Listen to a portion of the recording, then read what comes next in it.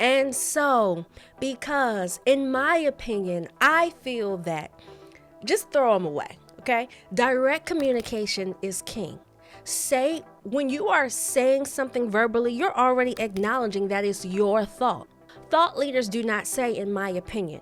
When they speak, it is assumed that is your opinion. You can say, in my experience, what I've observed.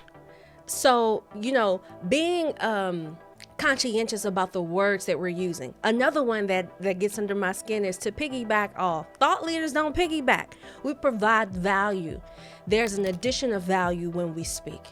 When we are speaking in this way, we're training people to anticipate that what we contribute is valuable. And so you want to make sure that you're not using these filler words. They make our language unnecessarily long, and we're training people to tune out. So the more concise you can be, the more likely you can retain their attention.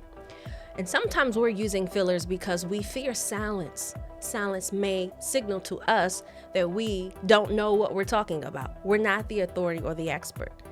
And what I would suggest to you in 2025 is to level up on the fact that you are the authority, and because you are that, and you're thinking through things thoroughly, that it's okay for you to take a pause.